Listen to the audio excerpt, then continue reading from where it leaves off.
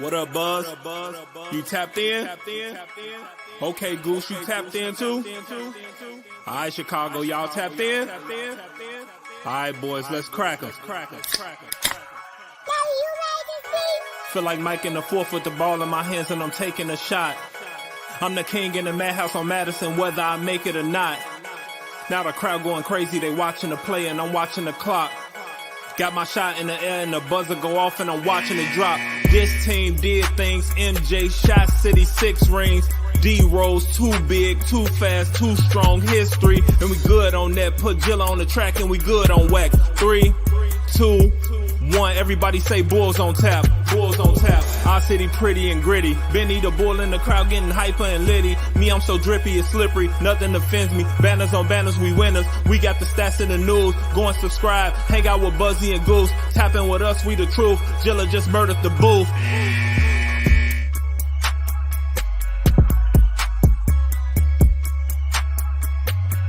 Ladies and gentlemen, welcome to Bulls on Tap. I'm your boy Buzz. I'm joined by my dude Goose, and we're here after another Chicago Bulls loss, moving to 2-3 on the season. This time, they suffer a loss to Dallas. In Dallas, 114-105. Before we get into this, be sure to go on tapsportsnet.com for other Chicago sports literature and podcasting needs. Following us on Twitter. I'm not going to give you all the handles. If you've been listening to this show long enough, you know what all the handles are. You know, if I would have said the handles, I wouldn't have given this explanation. Should have just done the handles. God, see, I feel bad about it now. On Tap Sportsnet, Bulls on Tap, Goose on Tap, Buzz on Tap. That's what it is. Those are the handles. I'm pissed off, Goose. Fuck it, dude. Okay, go to our YouTube. We're really close to 1,000. Please subscribe. Goose, let's get into this game here. Fun going up until the fourth quarter, right? Back and forth type shit. And then just walk me through your eyes, because this is why I always love watching games with you in person. Walk me through your eyes and your thoughts here in that last 3 minutes and 30 seconds of the fourth quarter. I mean, you watch one team have a system and a game plan, and you watch the other team do what they've done consistently, and that's just rely on two guys to trade off. Vooch kind of had the hot hand there to close. Had a 2020 game. He must have heard us talking about him getting that $20 million extension. He's like, I'm going to show you 20. I'm going to give you 2 of them. Hashtag confirmed. Nikola Vucevic listens to Bulls on Tap. Yep. First Bulls player to do that since Paul Gasol in 2014. So that's a fun little tidbit there. But okay, cool. But no, I mean, it just was not a good feeling. And obviously, like usual, watching the Mavs broadcast. So they showed their clutch game stats in their first 3 games this season. There, 50% from the field, 50% from 3-point, with a plus 4.7 point differential. So Mavs have been executing to close games, and obviously they have Luka Doncic, who the Bulls contained but let everybody else go off. One person I want to talk about in particular in a little bit. I think you probably know who that is. So no, it just was not a good feeling. It was a fun game for the fact that it was competitive, 20-plus lead changes throughout this one. Feel like Zach did most of his damage in the first half, which had you feeling good going into the second half. Yeah, it really did. It really did. I was riding kind of high there when I saw him start the game off, which I felt was consistent, like consistent scoring, like a game plan of this is where I'm going. I know where I'm going on the court. It's not about trying to change it. I know where I'm going. I'm getting my shot, and it just didn't, it did not translate over. That was brutal. I do want to say one good thing too. Our boy DeMar DeRozan, he passes Larry Bird on the all-time scoring list. So, I mean, okay, little fun side note here. I mean, he's getting late in his career, man. We are old enough now that we have watched him get drafted, and we watched him spend his NBA career, go through his NBA career. Hall of Famer to you? Or is that tough right now? No, I don't think that's a tough question. If only champions got into the Hall of Fame, there'd be a lot less people in there. To pass somebody like Larry Bird, to be that high on that list, to be the dinosaur in the sense that he's still existing in this modern era without fully having to adapt or change his game, but really just refining and mastering what he's good at and knowing how to get to his spots and knowing how to just be efficient enough to say screw the trends. I think first ballot Hall of Famer without question in my mind. Yeah, I agree with that too. I mean, he's especially like what he's done in like the eras changing and the style of play changing. You know, I mean, he got in there. I mean, not what year was DeRozan drafted? Like, I want to say like oh 08 or something. Does that sound right to you? That sounds about right. Need a stat guy. Anyway, he's been around for a long time. So when it was, kind of like my NBA, a little bit more physical. 2009. You hit the nail on the head, buddy. Oh, I was right? It's 2009. Dude, I'm telling you, man, my fucking the brain. 9th overall pick in the 2009 draft. Man, I'm good. But him playing in that era and then in this era now and being as effective as he's been is why I think he's a Hall of Famer too. I mean, the guy gets his buckets and, it's good.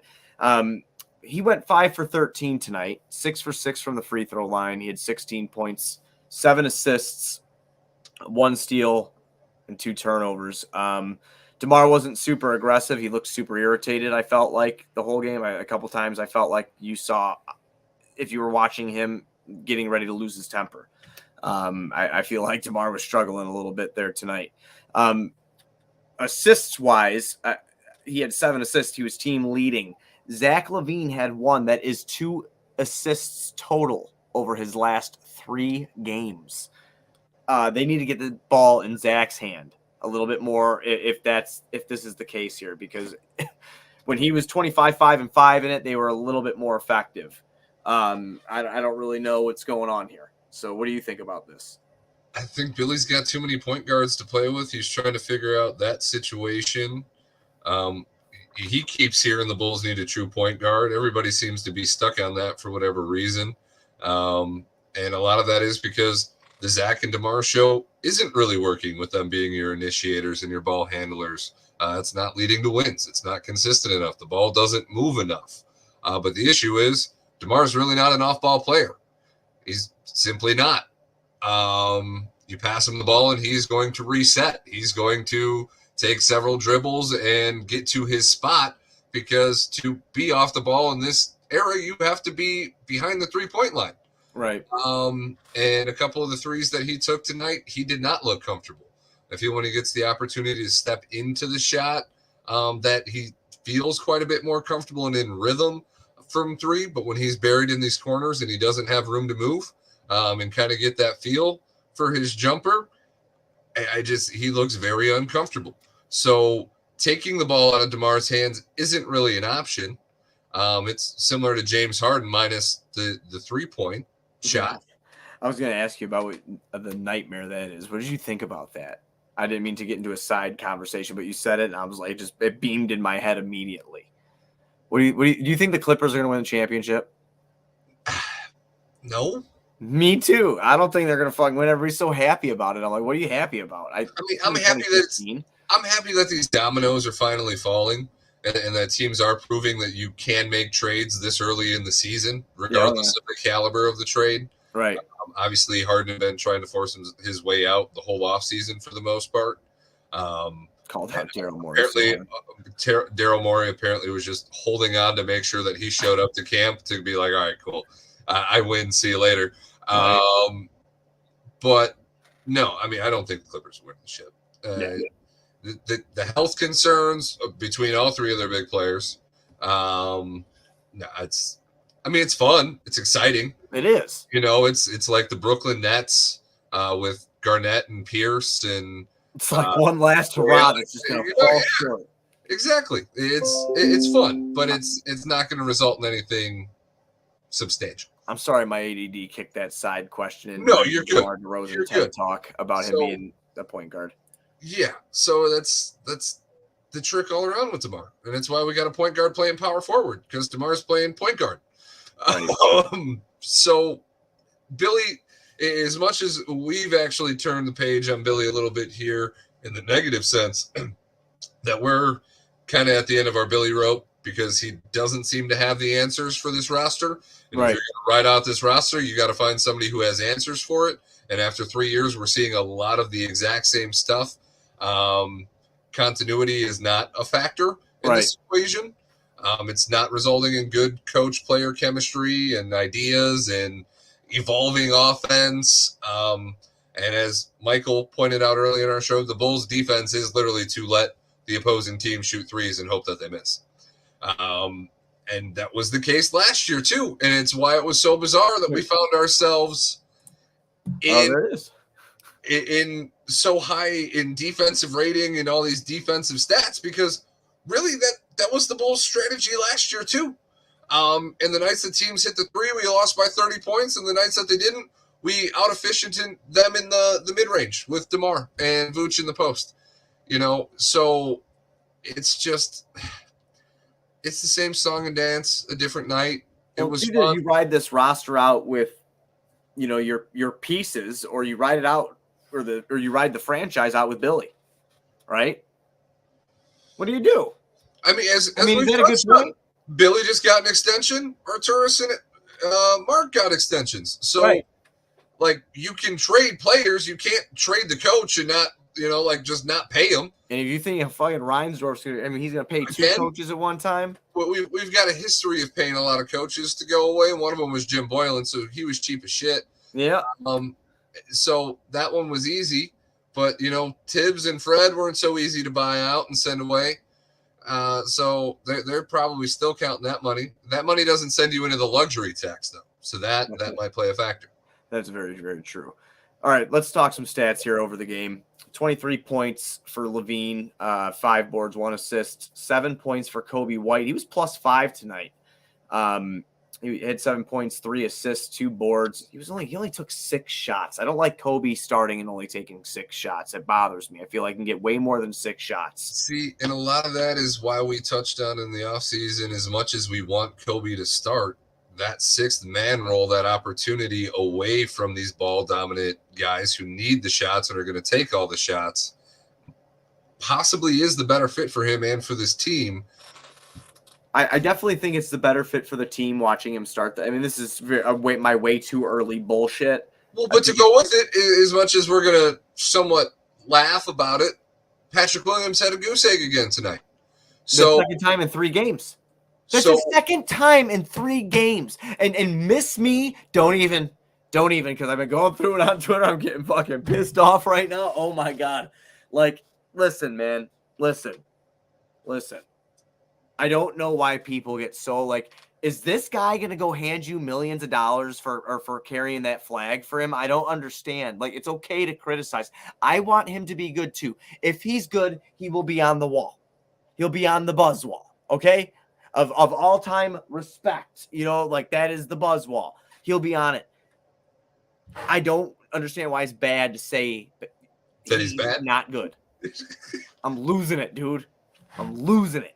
So, but the point I'm making is, if Kobe's struggling to find consistency, or even shot attempts for that matter, like you just pointed out, in this starting rotation, and Pat's put up 2 goose eggs in the last 3 games in this starting rotation, would it not be the better move to move Javon Carter or Caruso and Torrey Craig into that starting lineup? Yeah. Just get all veterans out there and let the young guys run that second unit. Let them get their touches. Let them get their shots with 1 or 2 of those guys out there instead of all 3 of them. Like, that's staggering at this point. Just kind of makes more sense, especially when that trend is showing you that. As much as you've almost lost complete faith in Pat. Oh, God. Yeah. I don't know. Yeah. Not putting him in a position to succeed isn't necessarily helping either. Because the only touches you're getting is when – you got to think about this, how Billy Stagg, there's other people that need shots still. Even if they do come in and run the second unit, you can't just sub DeMar, Zach, and Vooch out at the same time. One of them are going to be in. And the facts are right now that the Bulls want to contend, right? That's the big thing they want to do. They want to contend. Well, they're 19. What are they, 19-7? When the big three score 20 points or more together. You know what I'm saying? Like, that's when they're winning. So those guys need these shots. You have your role players that need these shots. Can Kobe and Pat get in a good rhythm and make a new niche from the bench because now you're going to have to rebuild the bench on top of that because now they're feeling each other out. Who is taking the reins of the bench now while you have that other starter in? Like, it's a delicate balance, dude. It's like, it's not I don't know if it's just as simple as like for Kobe, I think it is. For Kobe, I think it's simple because he's done it. Like we've watched him kind of change roles and either like, yes, we've seen him not excel at certain points, but we've seen him excel at certain points as well. Like I think he can find it all. In combination, we saw Pat and Kobe succeed on that second unit to finish the season last year. Yeah, I'll give you that. So splitting them up doesn't feel good to me either. So like you said, it is a complicated equation, and we're not paid millions of dollars to figure it out, but Billy is. And obviously we're 4 games in. So we got 78 more to go. And the in-season tournament is going to be our next game against the Brooklyn Nets on Friday. So obviously that's going to be a new experience for everybody. I don't know if that's the time to tinker, but you're talking about a tournament, different setting, different kind of mindset. I don't know if Billy's bold enough to make a change going into that. He probably does just ride this out. But something's got to shake. You think you want to like experiment in the play-in tournament and see? No, I'm saying I don't think that he's going to do that. But you would like to. I would like to. See, I respect. What you're doing is not working. Right. If you find the right combination in that tournament, you could build steam off of it. Not that that's really what me or you were secretly hoping for the outcome of this season. But if you're in Billy's shoes, finding that right combo at the right time during a tournament that should have more incentive for these guys, because like you said, there's the pay factor, there is the playoff atmosphere to it. Maybe making a change and trying to find that combo in a situation that matters a little bit more, instead of just going with the mentality that we're with, that this season is kind of a 50-50 thing, and the development of Kobe and Pat is almost more important than anything else going on. So starting them makes sense. There's logic to it, but at the same time, the fit really just clashes so bad. And we haven't started games the greatest either. And we're not finishing that way. So clearly he knows that it's not the answer. What did you think about, in general, the performance of Torrey Craig and Patrick Williams on the floor for that little bit amount of time they were together? That was something I kind of liked to see. I don't know what you thought. I felt like they were kind of attacking. Listen, because Pat did do some things well defensively tonight. All right. For all the people saying that, he scored 0 because he was guarding Luka. Stop. He was not guarding Luka the entire time. So let's please calm down. Watch the film back. But he did a very great job. But what did you think about those two guys on the court together? Because they're both pretty versatile. Torrey Craig can, stretch the floor a bit and hit that three and kind of use his body to get into the lane and stuff like that on the offensive end. And they're kind of very long and lengthy on the defensive end to, stop perimeter or, the guys hanging around the perimeter. Given how small Billy likes to play and how bad we are at rebounding, it's definitely a look that I'd like to see more of. Yeah. Because the majority of the game, your power forwards, Caruso, Io, or DeMar, and that just really doesn't translate well to rebounding, especially when you're letting teams just jack up threes all game. You need some length out there. Oh, yeah. So, and I think that's simply just modern NBA. These guys, they're both two-way players for a team that doesn't have two-way players. Obviously, Pat didn't score at all on the other end tonight, so I don't know if I can call him a two-way player right now. But in theory, Pat should and could be a reliable two-way player, and Torrey Craig is a role player, but he is competent on both sides of the floor. For a team that is so offensive-heavy, which is probably another part of the problem with the starting lineup, despite Kobe's improvements on defense, you still have 4 guys that are negative defenders and Patrick Williams on the floor. Right. So I like the look. I hope Billy liked the look, and maybe we can see a little bit more of that, and maybe Pat won't feel so salty towards Torrey Craig when he does well, because they can play together too. We had a look of that lineup featuring Io DeSumo, who got a little bit of run and shine tonight. If he can keep up that kind of stuff, I like to see him get some more minutes. Because he was pushing the pace. He's playing good on the defensive end, and he got a couple buckets there. He hit 2 threes tonight, which was big. The Bulls, speaking of threes, start running through these stats for you guys. 11 for 33, 33% for the Bulls. They only shot 11 free throws to the Mavs 28 free throws. So, here's the thing: the Mavs. What was it? Brad just put that in our comments. Right before you posted it. Oh, right on. What up, man? Yeah, but we might have a stat guy, not even know it. Brad, thank you for being our stat guy. We're going to hire you. We can pay you in beer. Here's the thing, though, man. The Bulls getting killed in the free throw department and then also losing so badly in the 3 department, you got to supplement it with free throws, man. If you're not going to hit threes, you got to fucking find a way to get other. You got to add points, consistent points on. You can't just have 11 free throws there. That's bad. That's tough. So, and they were out rebounded by 2 tonight. 23 assists for the Mavs, only 19 for the Bulls. Bulls had 10 steals. What did you think? Well, the player I wanted to talk about, especially since you just brought up Pat and Torrey Craig, is ex-Bull Derek Jones Jr. Yeah, I always liked DJJ, man. I remember when we signed him, and I wrote a good article about him. I always liked him. And we had a verbal commitment from him that he was coming back in the offseason, and then we lost him. Yeah. And, when you're looking at our power forward spot, that's some size and versatility. We even played him at the 5. And he had a great game tonight. He's 6'6", isn't he? 6'5", 6'6". He might be 6'7", but he's got that wingspan and them hops, so he might as well be 7 foot. Yeah, that's true. Yeah, no, it's always. Of course, the former Bull whips their ass. Here's the fucking narrative. There it is. Let's write it down. It's another fucking example of it. So, but I guess my greater point here is, what's he making? $3 million a year? Patrick Williams is asking for 20. See, I've been trying to be good. I had my little outburst, and then I stopped after that.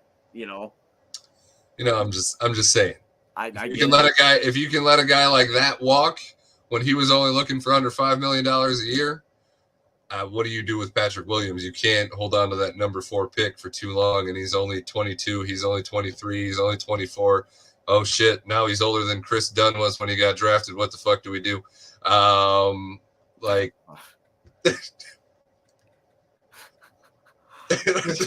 He's older than Chris Dunn. Chris Dunn was 24, wasn't he? Yeah, I think so. Fuck, man.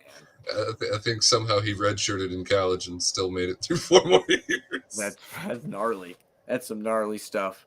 Yeah, no, I like the way DJJ looked for them. He got 31 minutes, man. That he was DNPs consistently. I'm losing a little bit for Billy here. I like Billy, but I'm happy for DJJ. He moved He moved to Dallas. It's warm there right now. He'll get some postseason pay.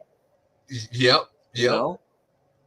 So better situation, more playing time, better place to. Chicago's a great place to live if you got money. That's very true. I don't have any of that.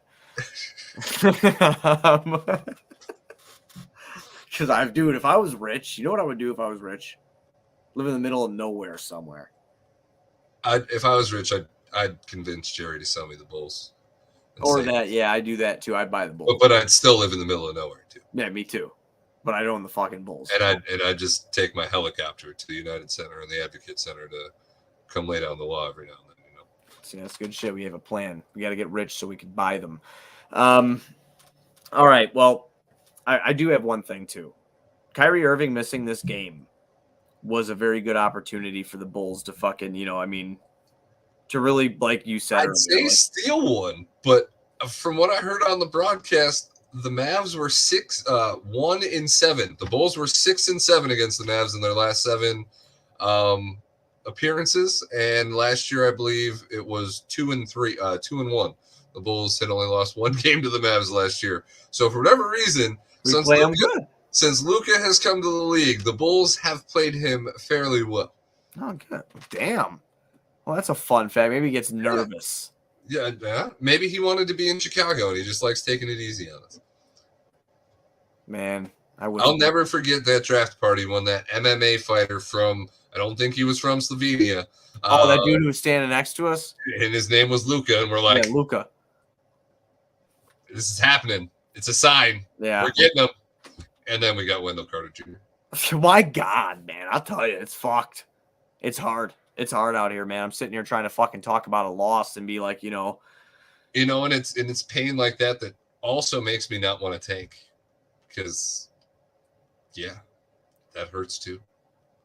No, it doesn't. It does. Where is Wendell Carter? I mean, I guess we got Vooch out of it. So tanking does have its benefits because you do get young assets. Yeah, Cooper Flag, dude. That's what we're going for. Yeah, no, that would look good. Yeah. As we touched on last show, he's going to Duke.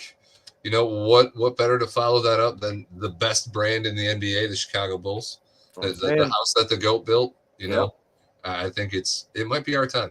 I think it is, man. I think it's gonna be Cooper Flag, and I think they're gonna do something else, something crazy, man. Get a good point guard to go with them and just start riding it out. That's what we're gonna do because that's what we're gonna do. Yeah, no, it's not what we're gonna do because there's a fucking lottery, and then it's gonna be like we're in it and we have like the best chance, and then it's gonna go to fucking somebody else, and I'm gonna be sitting here like can't wait to go number 2, and now all of the pressure's on number 2, all of it.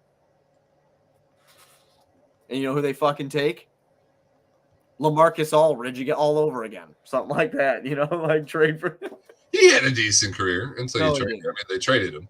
But they traded for him. They took LaMarcus Aldridge, and then they traded for. Oh wait, who did I say? I said LaMarcus Aldridge. I was talking about Thomas. Yeah.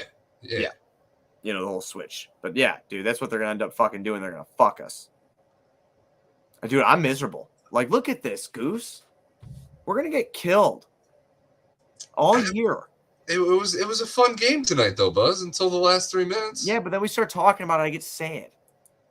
Yeah, no. I mean, reality hits hard. The truth doesn't feel good a lot, especially when you're talking about Chicago sports in this day and time. It's a very sad, dreary place. I mean, we're the laughing stock, too. Tony Kornheiser fucking ripped on us on PTI today. He said after we lose to the Mavs, he's going to hear about another fucking closed-door meeting. On ESPN, he said this is the biggest the biggest running joke in the league right now is us having a team meeting after the first game. I know. Especially because it really does only get funnier when you add the continuity factor in there. Like, these guys have been together 3 years. If you have to have a team meeting after this is, 2 seasons in one game, what is going on? Yeah, what the fuck? I mean, what, like, I don't get it either. What do you? Or is it? How do you learn more about each other? Bears behind closed doors? Like, is that what's going on? Are people like gonna get FBI raided? Or like, what's going on? I don't get it, man. But being the laughing stock sucks. All right, like you said, or like you just said, it's hard enough being a Chicago sports fan. Now we're the laughing stock too. On top of it, well, and you can't hide because we are Chicago. We're the Chicago Bulls. It doesn't matter that MJ's been gone for almost 30 years. Jesus. It's still what people attach to this brand, and that's greatness. And we are the complete opposite right now. And we're being sold that we can get there with this, and we all know that it's not the truth, and it just hurts. Well, I don't want to hurt anymore, Buzz. Neither do I, and that's why we're going to turn it around on Friday. On Friday? Yeah. We're going to take the tournament by storm? We're going to beat Brooklyn so fucking bad on this new court, dude. It's going to change the season. We're going to get the in-season summer league title that we're going to talk about for the next 10 years because nothing else is going to make us feel good. You know what, Tony, we need that on a t-shirt. What was it? The in-season summer league championship, and then fucking just drop a picture of Denzel Valentine like this. That's all we got to do. In a Boston, Maine Lobsters jersey. G-League team, please. Yeah. I don't even think he's still there anymore, but that's where we saw him. A quick Google search would find that out, but guess what? I don't care enough to do. Just that. Now I got to know. No. Denzel Valentine. Where's he at? He's going to be an assistant coach somewhere, I bet. G-League team. Oh, he is? Well, let's see. Yes, he is playing games. Oh, wow. Yep. October 28th, he had 7 points and 7 rebounds, 2 assists. But where are you? Where are you, young lad? I think he might still be with the Maine Lobsters. There's protections on this pick. No. He's not playing this season. At least not in the G League. 22-23 was the last year with stats. Man, dude. But I swear I saw him tweet the other day, just wait, that he's coming back. So okay. We'll just wait. All right. You know what? The Bulls need shooting. Maybe we should give him a go. Is that your closing thought there? Because I'm ready to leave. Yeah. All right, everybody. Be sure. I think everybody's ready to leave except C Red Fred after that one. Yeah, right. Yep. See, everybody's got bad takes once in a while. You just got to own it. You know what I mean? That's my closing thought. Everybody has bad takes. Just own it every once in a while. But it takes not bad. Mine about Patrick Williams. Everybody be sure to go on tapsportsnet.com for Chicago sports literature and podcasting needs. You know where to follow us on Twitter. I said it in the beginning of the episode. We're presented by Sports Illustrated Media Group. We'll see you Friday night after the Bulls take on the Nets in the first game of the in-season tournament. Let's go, Bulls.